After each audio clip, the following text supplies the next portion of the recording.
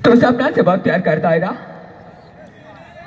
इसलिए हर किसी की आवाज तुझे सपना की आवाज लगता है।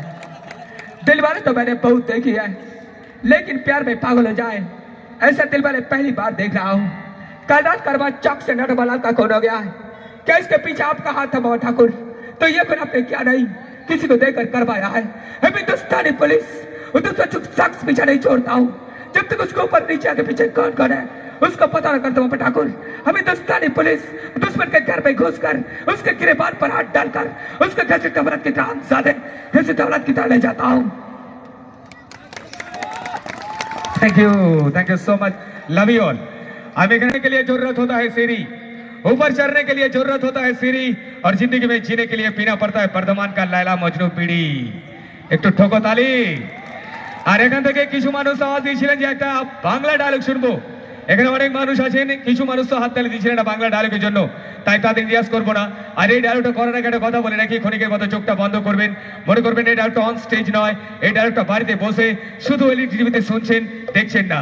অনেকেই বলে আমি অরিজিনাল করি, আপনি একটু রেসপন্স করবেন আমি ওনার মতো করতে পারছি কিনা। যাকে আমি ভগবান মনে করি, যাকে আমি আমার জীবনে গুরুদেব মনে করি, সেই বিখ্যাত ডায়লগ ভিক্টর ব্যানার্জি একটি সুন্দর ডায়লগ, ছবির নাম আক্রোশ, ডায়লগ ভিক্টর ব্যানার্জি। তো চলুন, যদি মনে করেন অরিজিনাল করতে পারছি একটু ভারী হাততালি বাজাবেন। ছবির নাম আক্রোশ, ডায়লগ ভিক্টর ব্যানার্জি, এটাই রাখবেন। আপনার ছেলে আমার পাইতিকার মাকে গিয়ে বলে এসেছে আমি যেন রোজ থানা গিয়ে হাজিরা খাতা একটা করে সই করে দিয়ে আসি। হ্যাঁ, আমি তার মাকে মানে আপনাকে বলে যাচ্ছি, আপনার ছেলে ছেলেকে বলে দেবেন ওই সই করে বেশটা আমার ছোটবেলা থেকেই নেই। আর হ্যাঁ, আপনার ছেলের মঙ্গলের জন্য, আপনার ছেলের চাকরি বাঁচানোর জন্য সামনে সইটা যদি প্রয়োজনে থাকে, তাহলে আপনার ছেলেকে বলবেন ও রোজ বাড়ি থেকে বেরোনোর আগে ওই হাজিরা খাতারে নিয়ে যেন আমার বাড়ি হয়ে যায়। আরে মুডটা ভালো থাকতে না হয় একটা সই করিয়ে দেবো। কি বস, ঠিক আছে তো? হ্যাঁ, একটু জোরে। Thank you.